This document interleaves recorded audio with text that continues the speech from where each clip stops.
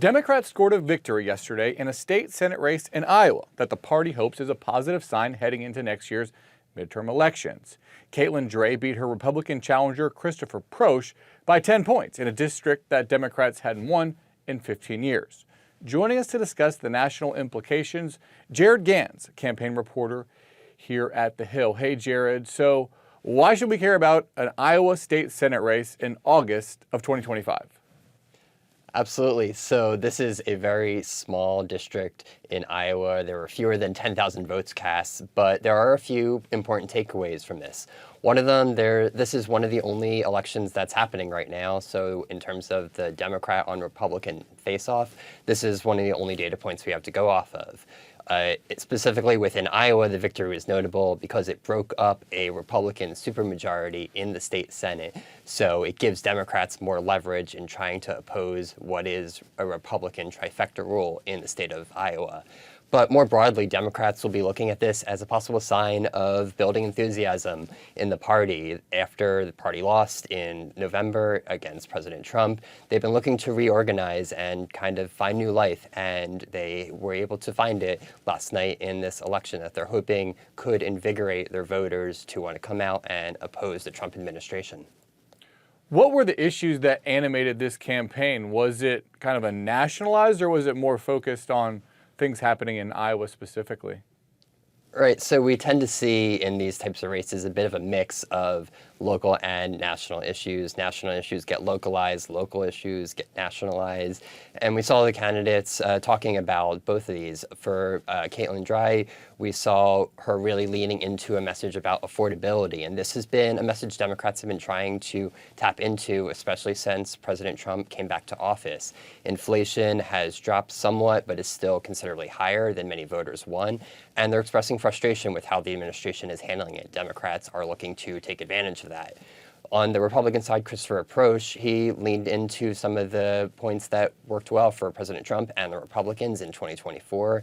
He talked about securing the border. He talked about lowering taxes. He talked about abortion and protecting the right to life. And so we saw a bit of a mix come into play here. So definitely local and national factors were in voters' minds as they're going into the booth. Is that to say that the Democrat in the race maybe shied away from making it about President Trump? Absolutely. So this has been an effective tactic we've seen for Democrats in somewhat more difficult territories. This was a district that voted for President Trump in November, so the Democrats definitely had a bit of an uphill battle. But we've seen this, that when they talk about affordability, talk about issues that really cater directly to the individual voter, they found some success even in territory that is a bit more difficult for them to succeed in historically. This isn't the first win for Democrats in one of these special elections. Tell us about the other Iowa race and why that, too, is seen as important. Absolutely. So earlier this year, in January, just shortly after President Trump came back in office, there was another Iowa State Senate special election to fill a vacancy. And that was a district that was actually even more conservative leaning than the district that we saw last night. And what happened is the Democrat was able to pull off a win by a few points. And that has been the first of what's been a few Democratic overperformances in these types of low turnout special elections throughout the year, that the Democratic base can be very energized. Democrats tend to do very well with the voters who are most likely to turn out in these types of smaller races, who vote and follow every single development. And we've seen that on display from January up through now. Yeah, you mentioned the Democratic Party is becoming kind of the party of highly educated voters, high information voters, and many have speculated that they will overperform in the midterms and underperform in presidential election years. But we've also seen this string of bad news for Democrats. Polls show the brand is unpopular, voter registration lags behind Republicans, fundraising numbers are down. Seems like there's going to be two competing narratives coming into shape next year.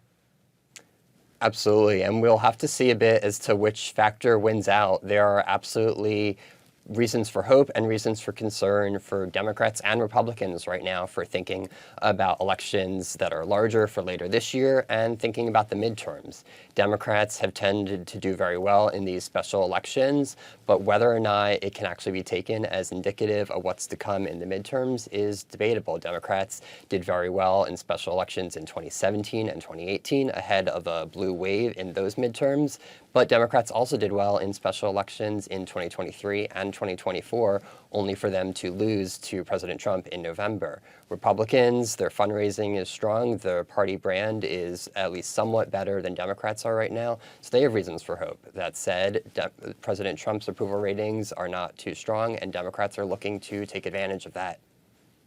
Interesting, and this is kind of just an appetizer. We'll be watching for some gubernatorial races in Virginia and also in New Jersey later this year to give us a better idea about how the parties are faring under the second Trump turn. And we'd definitely love to check back in with you. Jared Gans, thanks so much for your time.